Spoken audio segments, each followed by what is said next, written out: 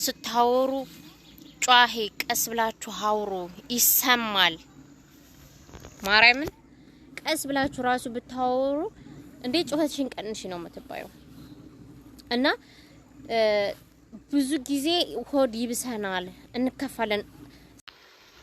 ሰላም ሰላም ወድና የተከበራችሁ የማስተዋል ሀበሻ ቤተሰቦች እንደምን አላችሁ? በያላችሁበት የዓለም ዳርቻ ሰላም ፍቅር ለናንተ ይሆነልኝ።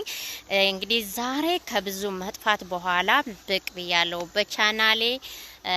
ብዙ እህት ወንድሞቼ አላችሁ የት ሄደሽ ነው እያላችሁ ቴክስት የምታደርጉ ምደውሉልኝ ከልብ አመሰግናለሁኝ። እኔ አለው ነገሮች አልስተካከል ብለውልኝ ነው ትንሽ ጠፋ ያልኩት። አሁን ግን በቻናሌ በአዳዲስ ነገር ሁሌም በቅላለሁኝ። ለቻናሌ አዲስ የሆናችሁ ቤቴን ሰብስክራይብ እያደረጋችሁ አበረታቱኝ። ቤተሰቦች ደግሞ ሼር ላይክ እያደረጋችሁ ለብዙዎች አድርሱልኝ ቪዲዮዬን ማለት ነው። እንግዲህ ስደተኛ እህት ወንድሞቼ ትማሩበታላችሁ፣ ይጠቅማችኋል ያልኩትን ወደ እናንተ ላካፍላችሁ መጥቻለሁ ማለት ነው። እንደምታዩት ደግሞ ያለውበት ቦታ በጣም ደስ ይላል። እንግዲህ ያለው ዛሬ ቱርክ ገጠራማ ውስጥ ነው። አየሩ በጣም ያምራል፣ ቦታው ደስ ይላል። እና እህቶቼ ስደት ላይ ያላችሁ እህቶቼ ሀገር ቤት መግባት ስታስቡ ማረግ ያለባችሁ ቅድሚያ ማረግ ያለባችሁ ነገሮች ምን ናቸው የሚለውን እነግራችኋለሁ ማለት ነው። ይጠቅማችኋል። ሰብስክራይብ እያደረጋችሁ ሼር እያደረጋችሁ ለብዙዎች አድርሱልኝ ማለት ነው። እንደሚታወቀው እንግዲህ እኛ ስደተኞች ከራሳችን ደስታ በላይ የሚያስደስተን የሰዎች ደስታ ነውና ከራሳችን በላይ አስቀድመን ለሰዎች ነው የምንኖረው። ግን ሀገር ቤት ስንገባ እውነታው እሱ አይደለም። አገር ቤት እኛ ስደት ላይ ሆነን አገራችን ገብተን የምናስበው እቅድ አላማና ሀገር ቤት ገብተን የምናገኘውና ያቀርነው እቅድ ትክክል አይመጣልንም።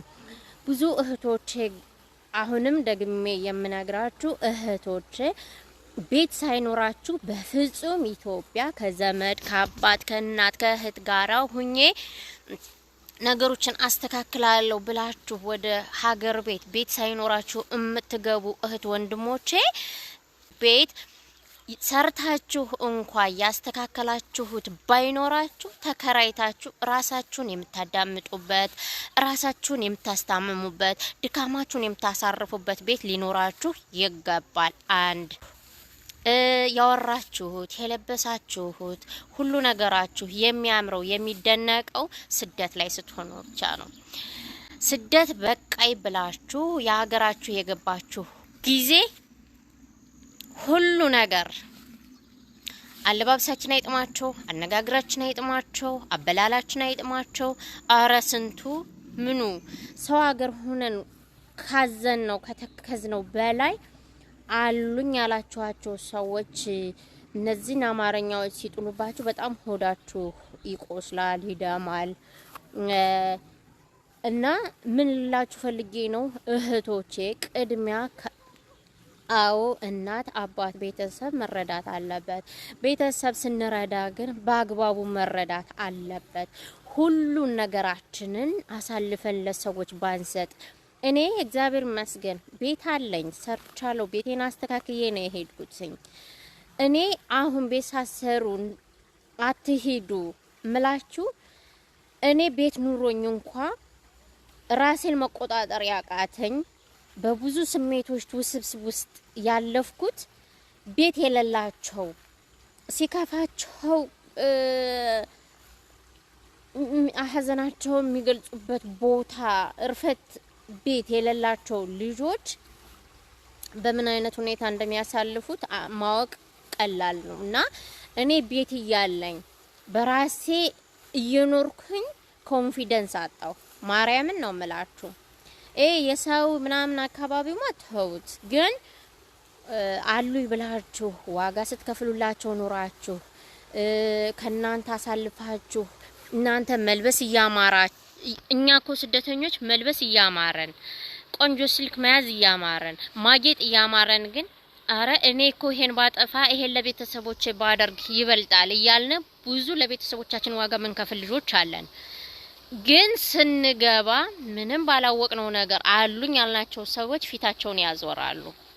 እና እህቶቼ ለሰዎች ስንሰጥ ለሰዎች መስጠት ጥሩ እንዳለው ሆኖ ለሰዎች ስንሰጥና ለሰዎች ስናረግ በአግባቡ ብናደርገው እውነት ነው ምላችሁ ሳውዲ አረቢያም ሆነ የተለያየ ቦታም ሆነ 7 አመት 8 አመት ቆይታችሁ አላለፈልኝም ነገ ዛሬ ያልፍልኛል እስኪ እያላችሁ ነገ ደግሞ ስትቀበሉ በቃ የዛኛው ወር ነው ያስቀምጣሉ ይሄን ልላክ እያላችሁ ለቤተሰቦቻችሁ ሰፖርት እያረጋችሁ ለእናንተ ሳትኖሩ ላላችሁ እህቶቼ ነው መናግራችሁ ይሄንን ምክንያቱም ትማሩበታላችሁ ብዬ ነው።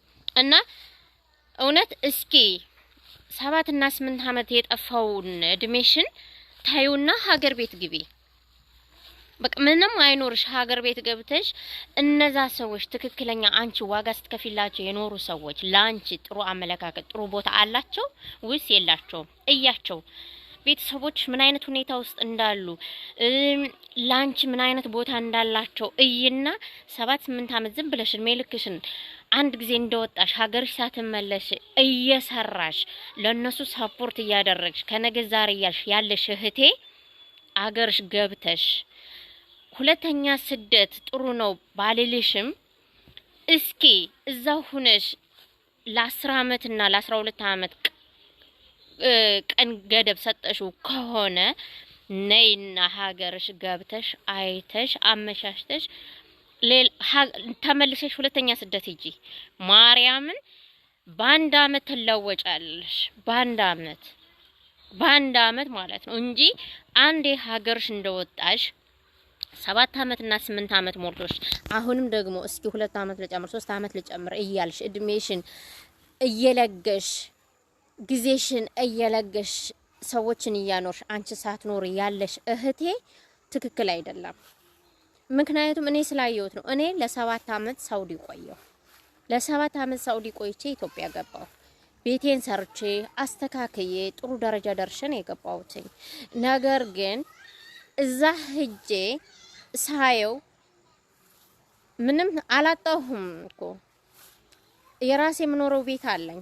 ግን ሰዎች ዋጋ ስከፍልላቸው የነበሩት ሰዎች የኔን ቤት ሳልጨርስ የነሱን ነገሮች ሳስተካክል የኖርኩኝ ልጅ ኢትዮጵያ የገባሁ ጊዜ ሁሉም ተቀየሩ ማለት ነው። ግን እኔ ልብ ይገዛል እንደሚባለው ነገሮችን አይቼ ሁለተኛ ስደት ሄድኩኝ። አሁን እንደነገርኳችሁ የምኖረው ያለሁት ቱርክ ነው እንደምታዩት። ሁለተኛ ስደት የሄድኩት ግን 7 አመት ሙሉ ስቆይ የወር ደሞዜን እንደሞላ በቃ ደሞዝ ሲደርስ እልካለሁ። በቃ የዛሬውን ይሄን ባስተካክል ነገ ደግሞ ለነሱ እያልኩ ማለት ነው። ግን አሁን 1 አመት ገና አልሞላኝም። እግዚአብሔር ይመስገን ልብ ገዝቶ መጥቶ እግዚአብሔር ይመስገን ብር አያያዝን ለመድኩኝ።